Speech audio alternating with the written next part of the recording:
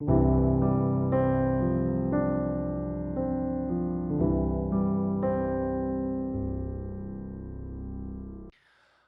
세대를 무엇으로 비유할까? 예수님 말씀하셨습니다. 이 세대에 문제가 있다는 것입니다. 예수님의 답답한 마음이 여러분 느껴지십니까? 얘들을 어떻게 설명해 볼 수 있을까? 이 세대를 어떻게 설명해야 할까? 여러분 그럴 때 있지 않습니까? 너무 마음이 막 답답할 때, 설명할 길이 없을 때 한탄스러운 마음으로 이걸 어떻게 설명해야 되지? 이렇게 생각하실 때가 있잖아요. 당시의 세대에 문제가 있었습니다. 예수님께서는 당시의 세대의 가장 본질적인 그 문제, 죄악이 무엇인지 설명하시기 위해서 한 비유를 들어 설명하십니다. 오늘 16절 17절 말씀인데요. 이 세대를 무엇으로 비유할까? 비유하건대 아이들이 장터에 앉아 제 동물을 불러 이르되 우리가 너희를 향하여 피리를 불어도 너희가 춤추지 않고 우리가 슬피 울어도 너희가 가슴을 치지 아니하였다 함과 같도다. 반응하지 않는 것입니다. 어떠한 것에도 반응하지 않고 응답하지 않는 냉담함, 무관심, 그러니까 불신을 말씀하시는 것입니다. 불신. 아무리 어떤 방법을 다 동원하여도 웃지도 울지도 않는 아이, 아무리 불러도 대답 없는 죽어 있는 것만 같은 아이인 것입니다. 너무 답답하죠. 어떻게든 웃겨보고 또 어떻게든 감정을 요동시켜 보려고 이렇게 저렇게 보지만 아무런 요동하지 않는 것입니다. 예수님께서는 도대체 이스라엘이 어떠했길래 이와 같다고 말씀하신 것일까요? 오늘 18절, 19절 말씀해 보니까 요한이 와서 먹지도 않고 마시지도 아니하며 그들이 말하기를 귀신이 들렸다 하더니 인자는 와서 먹고 마시며 말하기를 보라 먹기를 탐하고 포도주를 즐기는 사람이요 세리와 죄인의 친구로다 하니 지혜는 그 행한 일로 인하여 옳다함을 얻느니라. 요한은 먹지도 마시지도 않고 너무 거룩했습니다. 그리고 임박한 심판을 선포하며 회개를 촉구하였습니다. 아주 불같은 무서운 설교를 쏟아내었습니다. 그러자 사람들은 세례 요한을 향하여서 귀신이 들렸다고 정신이 나갔다고 수군거리기 시작했습니다. 그런데 반대로 예수님은 오히려 먹고 마시고 즐기셨습니다. 죄인들과 더불어 먹고 마시며 하늘나라, 천국 복음을 선포하셨습니다. 더불어서 하나님의 사랑과 은혜에 대해 말씀하시기 시작하셨습니다. 천국에 대해서 말씀하신 것입니다. 그러자 이제 반대로 사람들은 이 예수라는 작자는 먹기를 탐하고 술을 즐기는 아주 놀기 좋아하는 죄인이야 라고 수군거리기 시작했습니다. 그리고 결국 어떻게 하였습니까? 둘 다 죽였습니다. 세례 요한도 예수님도. 우리 구원사 역사 속에 가장 중요한 인물 세례 요한과 예수님을 모두 죽였습니다. 왜 그랬습니까?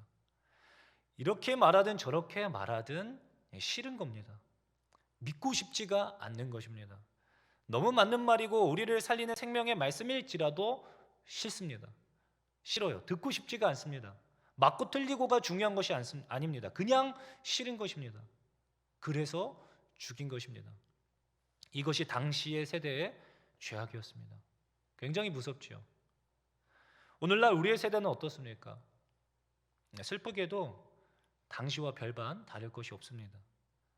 오늘날의 이 시대를 포스트 모더니즘 시대라고 말하곤 하는데요. 절대적인 진리, 어떤 절대적인 개념, 절대 가치에 대해 극도로 반감을 갖는 세대입니다. 제가 청년 사역을 하고 있기 때문에 이게 더 피부로 와닿는 것 같습니다. 쉽게 말해서 이것이 옳다, 이게 정답이야 라고 말하면 이것이 정말 맞는 말이어도 일단 반감을 갖습니다. 그게 설령 맞는 말이고 객관적인 사실일지라도 싫은 것입니다. 이게 오직 유일한 정답이야 라고 이야기하면 싫은 거예요. 예를 들어 볼까요? 남자는 여자하고 결혼하고 여자는 남자하고 결혼하는 거야.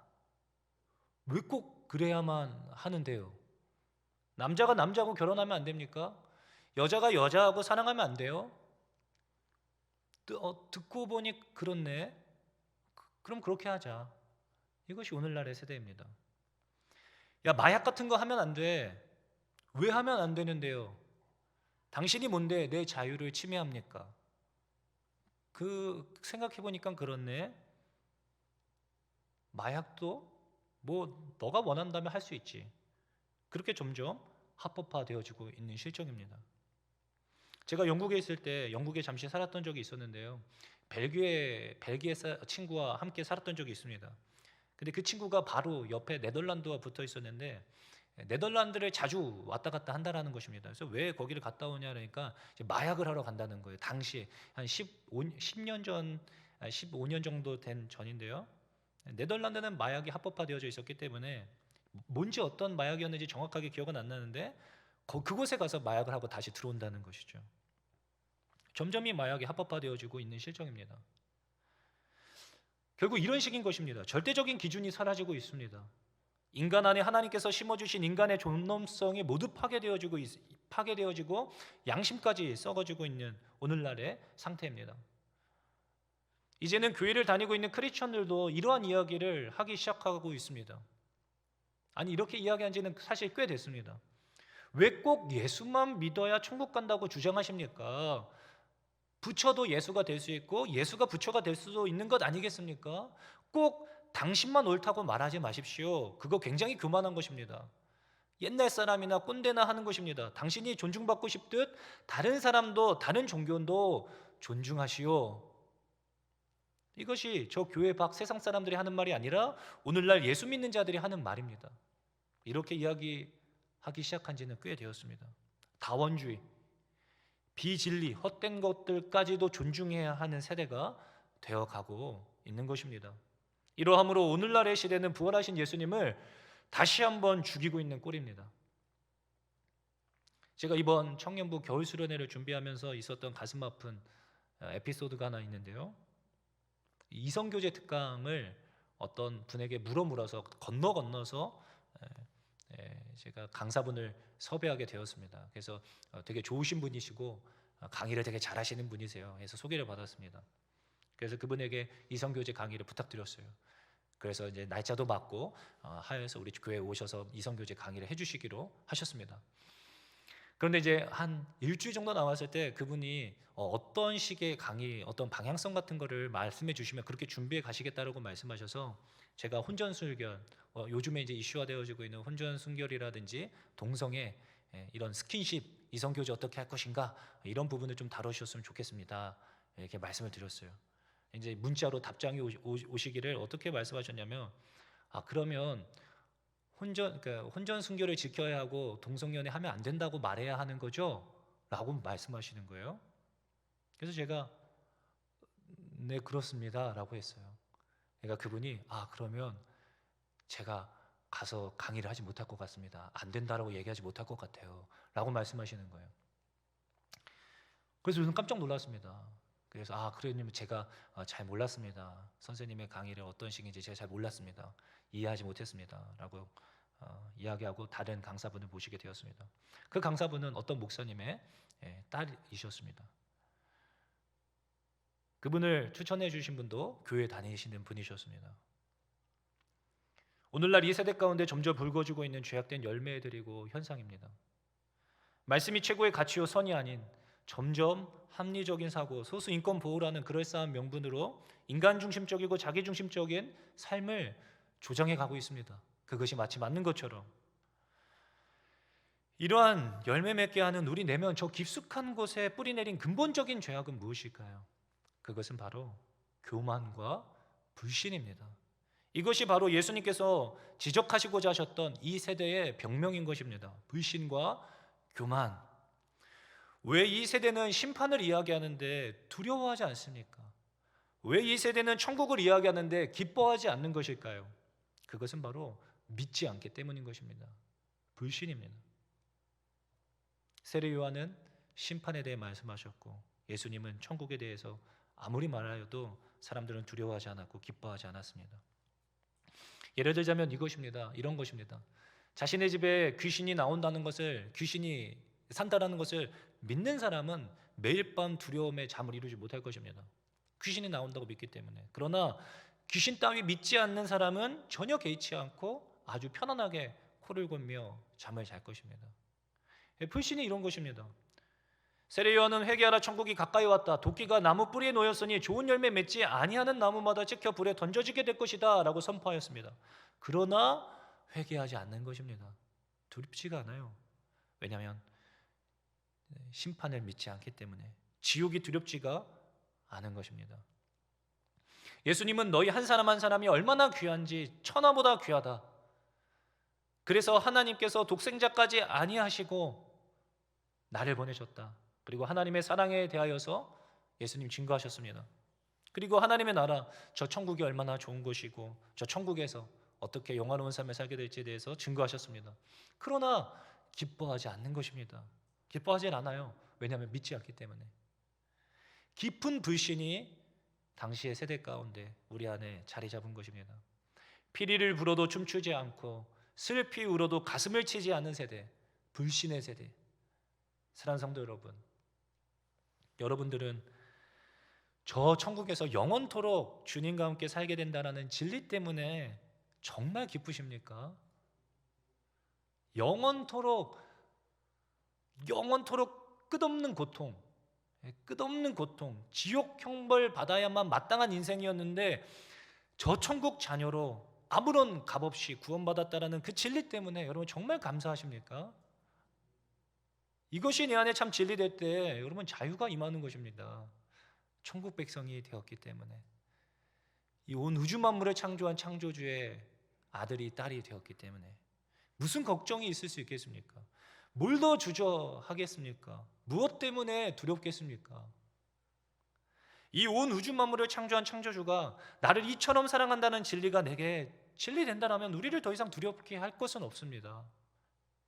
오직 그분의 영광을 위하여서 살아가고 싶은 마음만이 남게 될 것입니다. 그러나 만약 우리 안에 이러한 불신과 교만이 자리하고 있다면 아무리 이렇게 말해도 저렇게 말해도 기쁘지가 않고 두려운 것입니다. 내가 옳기 때문에 감정이 요동하지 않습니다. 믿지 않습니다. 아무리 좋은 설교 말씀을 들어도 이 말씀을 믿을지 말지 결정짓는 최종 결정권자가 나이기 때문에 제할 것은 제하고 취할 것은 취하는 내가 복음을 만들어내게 되는 것입니다. 좋은 밭은 열매 맺는 밭은 그런 밭이라고 예수님 말씀하셨잖아요. 착하고 좋은 마음으로 말씀을 듣고 지키어 인내함으로 결실하는 것입니다. 그런데 그러질 않는 것입니다. 착하고 좋은 마음으로 말씀을 듣지 않습니다. 늘 비판하고 비관적으로 말씀을 듣습니다. 그리고 자기식으로 해석하고 내 복음에 의한 삶을 살아갑니다. 어떤 한 청년이 제가 설교를 마치고 내려왔는데 그 청년이 저에게 와서 이렇게 말하였습니다. 목사님, 저 들으라고 하신 말씀이죠? 저보고 한 말씀이죠? 이렇게 기분이 상했던 것 같아요. 그래서 제가 그렇게 말했습니다. 그럼 내가 너 들으라고 말하지 설교하지 누구한테 설교하겠냐? 난 너희들 다 들었으면 좋겠어 라고 말하였습니다. 그래도 기분이 나쁜 것입니다. 반응하지 않습니다. 싫어하고 분노합니다. 그리고 우습게 생각합니다. 고리타분하고 따분한 고지식한 꼰대들이 하는 말 정도로 여겨버리는 것입니다. 그리고 인본주의, 소수인권 이런 것에 열광하는 것입니다. 마치 자신이 의로운 것처럼. 사랑하는 성도 여러분, 속아서는 안 될 것입니다. 이 불신이라고 하는 것은, 믿지 않는다라고 하는 것은 소극적인 것이 절대 아닙니다. 소극적인 것이 아니라 굉장히 적극적인 또 다른 신앙이고 믿음입니다. 절대 믿지 않겠다고 하는 또 다른 강한 신념을 붙들고 있는 종교인 것입니다. 그것이 우상이고 자신이 섬기고 있는 또 다른 신인 것입니다. 사랑하는 성도 여러분, 혹시 나도 모르게 이러한 시대의 풍조에 휘말려 있지는 않는지 나의 마음을 들여다보십시오. 나도 모르게 영향을 받아서 어떤 말씀에도 영향을 받을 수 없는 불신과 교만이라는 마음에 사로잡혀 있는지 아는지는 되돌아보아야만 할 것입니다. 만약 혹시 너무 많은 지식이 나를 교만하게 만들고 설교가 들리지 않게 만들고 있다면, 어떠한 복음에도 내 마음이 요동하지 않는다면 그 지식은 결국 사탄이 복음의 광채가 비치지 못하도록 밀어넣은 선악과와 다를 바가 없는 것입니다. 결국 그것이 하나님과 내 사이를 갈라놓는 것이 되는 것입니다. 사랑하는 성도 여러분, 예전에는 처음 교회 나왔을 때 그 가난한 마음으로 어떤 말씀에도 아멘으로 응답하던 내가 이제는 완악함으로 어떤 설교를 들어도 아무런 감흥 없이 내 생각과 내 지식이 이끄는 대로 살아가고 있지는 않았는지 진지하게 내 마음을 되돌아보십시오. 우리는 그래야만 합니다. 반드시 그래야만 합니다. 왜냐하면 성경은 곧 심판이 있다고 말씀하시기 때문입니다. 오늘 21절 24절 말씀인데요, 화 있을진저 고라시나 화 있을진저 베세다야, 너희에게 행한 모든 권능을 두로와 시돈에서 행하였더라면 그들이 벌써 베옷을 입고 재에 앉아 회개하였으리라. 내가 너희에게 이르노니 심판날에 두로와 시돈이 너희보다 견디기 쉬우리라. 가버나움아, 내가 하늘에까지 높아지겠느냐? 음부에까지 낮아지리라. 내가 행한 모든 권능을 소돔에서 행하였더라면 그 성이 오늘까지 있었으리라. 내가 너희에게 이르노니 심판날에 소돔 땅이 너보다 견디기 쉬우리라 하시니라. 제가 각 성읍들이 어떤 성읍이었는지 구체적으로 설명하진 않겠습니다. 요점은 이런 것입니다. 그 패역한 성읍, 동성애와 음란함, 죄악이 만연하였던 그 성읍들에 만일 너희가 경험하였던 그러한 권능을, 은혜를 경험하게 하였더라면 그 죄악된 성읍들조차 회개하였을 것이다 라는 것입니다. 그런데 문제가 무엇이라는 것입니까? 그보다 더한 은혜를 경험하고 있는 너희는 회개하지 않고 있다라는 것입니다. 왜냐하면 교만하고 불신으로 점철되어진 신앙생활을 하고 있기 때문인 것입니다. 그로 인하여 결국에 이들이 심판받게 되는 궁극적인 이유가 무엇이라는 것입니까? 바로 회개하지 않음입니다. 다른 게 아닙니다. 예수님께서 권능을 가장 많이 행하신 고을들이 회개하지 아니하므로,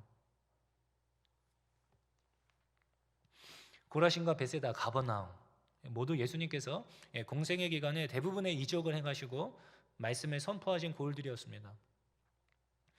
이 성읍들이 도덕적으로 더 결함이 있거나 타락하고 문란했다는 구절은 성경 어디에도 없습니다. 도덕적으로 소돔과 고모라처럼 타락했다는 구절도 하나 없습니다. 그럼에도 불구하고 이 도시들이 소돔과 고모라보다도 더 악하다고 오늘 본문은 이야기하는 것입니다. 그 이유가 무엇입니까? 왜냐하면 예수님께서 그들과 함께 사셨기 때문입니다. 심지어 그곳에서 수많은 이적을 행하셨습니다. 베드로, 안드레, 빌립 모두 이 도시 출신들입니다. 그럼에도 불구하고 이 성읍의 사람들, 그 성읍의 사람들은 열광은 했으나 회개하지 않았다는 것입니다. 이것이 바로 심판의 이유입니다. 예수님은 따라다녔습니다. 예수님을 메시아일지도 모르겠다라고 수군거렸습니다. 예수님을 보내주신 하나님께 열광하였습니다. 그러나 회개하지는 않았습니다. 우리도 마찬가지 아닙니까? 우리 영혼의 구원에 있어서 우리의 선행이나 의로움은 전혀 상관이 없습니다. 구원에 있어서 얼마나 착하게 살았는지 하나님 전혀 묻지 않으실 것입니다. 그러나 정죄와 하나님의 심판을 피할 수 있는 오직 유일한 길은 회개입니다. 회개. 그렇다면 우리는 이 회개에 대해서 다시 한번 생각해 보았으면 좋겠습니다. 여러분, 회개가 무엇입니까? 단순히 어떤 잘못을 뉘우치는 것이 오늘 본문에서 말하고 있는 회개가 아닙니다. 어떤 죄에 대해서 속상해하는 것, 그것이 회개가 아닙니다. 그것은 후회이죠. 마틴 로이드 존스 목사님 회개에 대하여서 회개는 이렇게 고백하는 것이다, 이렇게 고백하는 사람들이 회개한 자들이다 라고 정리해 주셨는데요, 나의 유일한 소망은 내 십자가를 지고서 그리스도를 따르는 것입니다. 나는 이제 그렇게 하려고 합니다. 어떤 일이 닥쳐도 좋습니다. 이것이 회개라는 것입니다. 십자가를 지고 그리스도를 따르는 것, 주님을 따라가는데 어떠한 일이 닥쳐도 좋습니다. 이것이 진정 회개한 자의 고백이라는 것입니다. 이러한 자세로 십자가의 길을 향해 출발하는 것, 이것이 회개입니다. 이전의 삶을 회개하고 돌이키는 것, 주님의 십자가를 지고 주님을 따라가는 삶, 이것이 회개입니다. 내 삶에 아무런 소망이 없음을 직면하고 도무지 이 죄의 무게를 감당할 수 없어서 어찌할 줄 모르고 있을 때 너무 염치 없지만 부끄럽지만 주님의 십자가 앞에 나아가는 것입니다. 주님, 소망 없는 저를 살려주십시오. 저를 용서해 주십시오. 그때 아무런 이유와 조건 없이 우리를 끌어안으시는 그 예수님의 사랑에 의하여서 우리는 새로 태어나게 되는 것입니다. 이것이 회개입니다. 이전과 다른 삶을 살게 되는 것입니다. 이 길만이 심판을 피할 수 있는 유일한 길입니다. 다른 길은 없습니다. 아무리 선하게, 아무리 착하게, 교회에서 아무리 열심히 살아도 그 길 끝은 멸망일 것입니다. 우리의 신앙을 칼로 두부 자르듯이 딱 나눌 수는 없겠지만, 제가 사역을 하면서 많은 분들을 뵈니까 딱 분기점이 있는 것 같습니다. 딱 그 분기점 중심에는 십자가가 있는 것입니다. 십자가 없이 얼마든지 신앙생활을 열심히 할 수 있겠더라고요. 어쩌면 훨씬 더 치열하게 신앙생활을 합니다. 왜냐하면 나와 내 가족들의 생사화복이 이 종교 생활에 달려 있다라고 믿고 있기 때문에 십자가 없이도 사활을 거는 것입니다. 내 자녀를 위해 자신의 한 몸을 희생하는 것입니다. 십자가 없이 자신의 전 재산의 반을 헌금하는 사람도 있었습니다. 아나니아와 삽비라죠. 그러다가 이렇게 설교 시간에 이러한 십자가 복음에 대해서 들을 때면 막연하게 거룩하고 감사한 것 이상의 어떤 감정을 쥐어짜보려고는 하지만 쉽지가 않습니다. 그리고 그냥 덮어두고 넘어갑니다. 진정한 회개에 대하여서 생각하기를 부담스러워하는 것이죠. 그러나 예수님의 십자가가 내 십자가 된 분들은 내 삶의 안녕과 내 자녀 주님께 그냥 맡겨드려 버리는 것입니다. 그리고 오직 주님의 영광, 주님의 기쁨 되는 삶이 나의 목적이요 내 삶의 이유가 되는 것입니다. 다른 게 중요치 않습니다. 그리고 오직 주님 안에서 만족을 구하려고 애쓰는 것입니다. 이런 분들을 가장 괴롭게 하는 것은 바로 하나님과의 멀어짐이죠.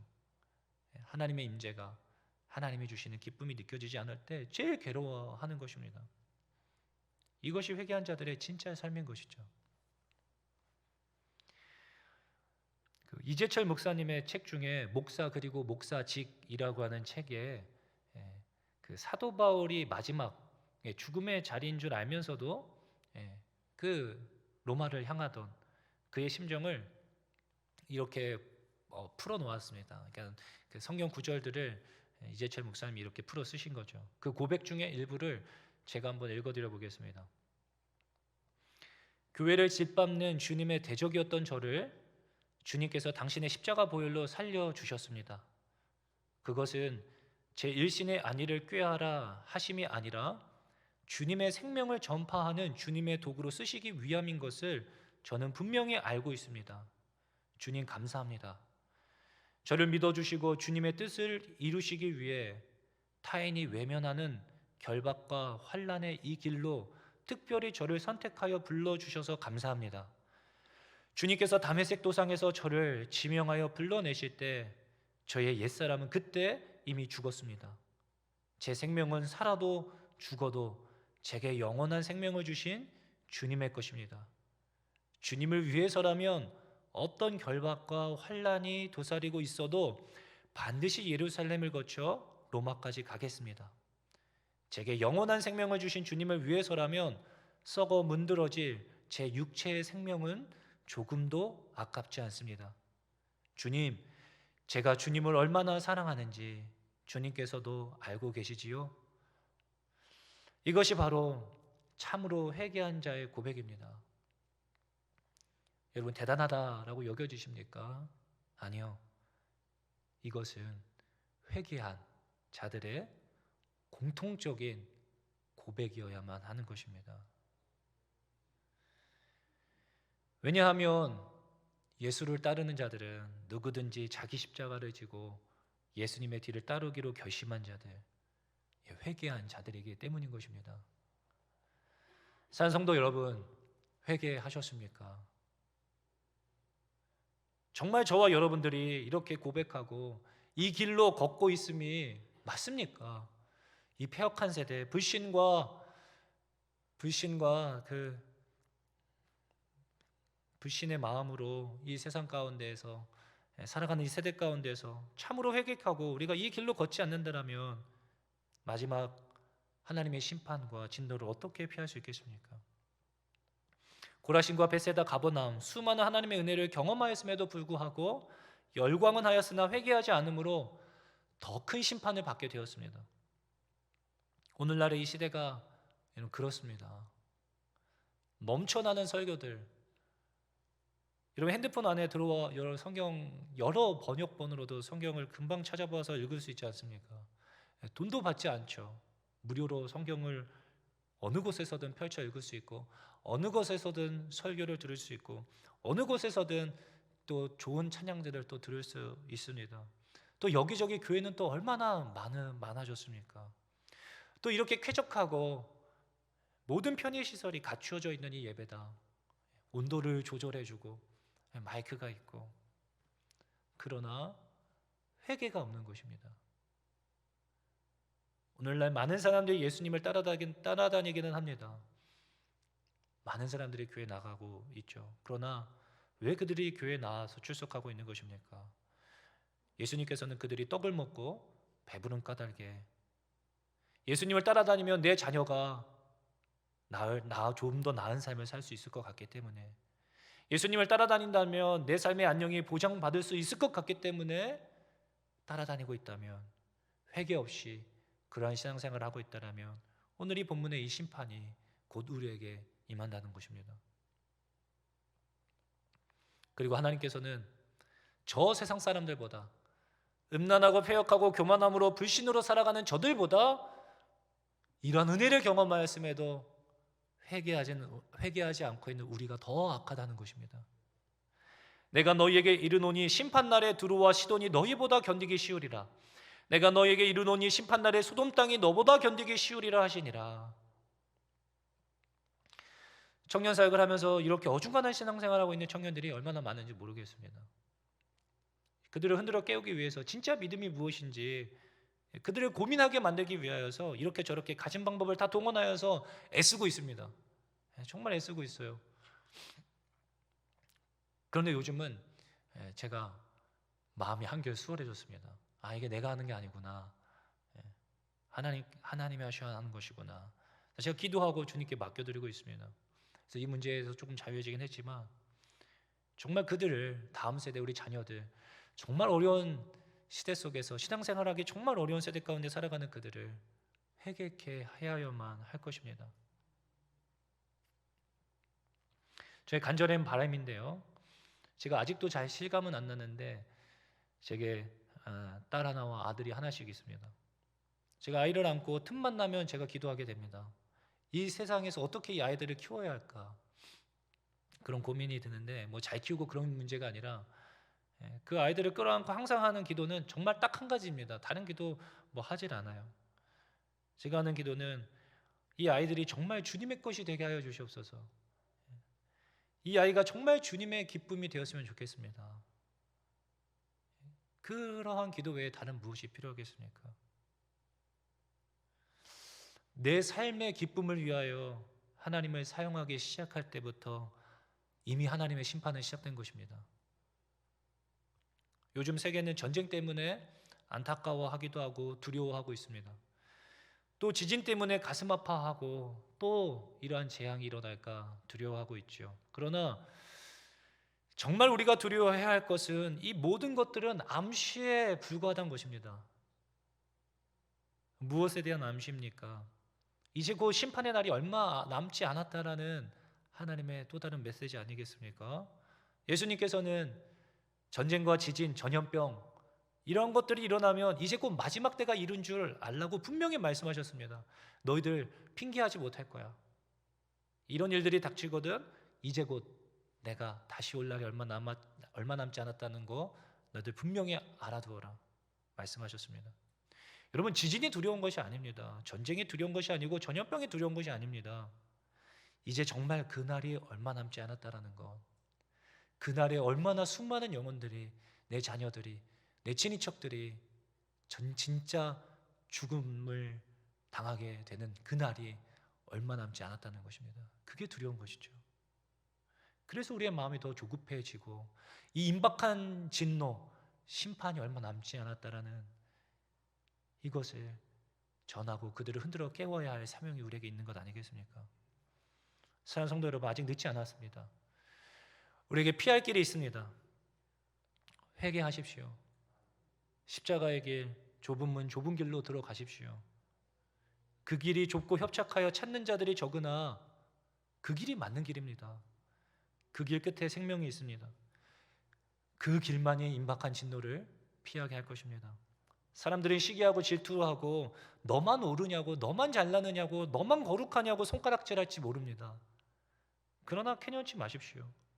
그 길을 묵묵히 계속 걸어가야만 합니다. 세상은 여전히 시집가고 장가가며 먹고 마시며 불신과 교만으로 점철되어진 자기를 위한 종교 행위를 계속 일삼으며 우리를 비웃을 것입니다. 왜 그렇게 고리타분하고 힘들게 신앙생활 하느냐고. 그러나 속지 마십시오. 깨어나십시오. 주님께 간절한 마음으로 은혜를 구하여야만 할 때입니다. 나뿐만 아니라 내 자녀를 위하여, 내 가족을 위하여 하나님께 간구하십시오. 내 안에 있는, 내 자녀 안에 있는 교만함과 불신을 깨뜨려 주십시오. 나를 살려주시고 내 자녀를 살려주시옵소서. 임박한 진노, 심판의 날이 얼마 남지 않았습니다. 그러나 우리에게는 피할 길이 있습니다. 회개함으로 그것이 우리의 유일한 살 길이 될 줄로 믿습니다. 기도하시겠습니다. 사랑해 주님, 이 세대를 무엇으로 말할까? 불신과 교만으로 점철되어진 우리의 심령을 깨뜨려 주십시오. 피리를 불어도 춤추지 아니하고 슬피 울어도 가슴을 치지 아니하는 이 세대, 하나님 긍휼히 여겨주시고 우리 안에 하나님이 회개의 메시지가 깊이 뿌리내려 가슴을 찢으며 주님 앞에 통회함으로 돌아올 수 있는 은혜가 있도록 역사하여 주시옵소서. 주님께 모든 것 감사드리오며 사랑이 많으신 예수님의 이름으로 기도하옵나이다.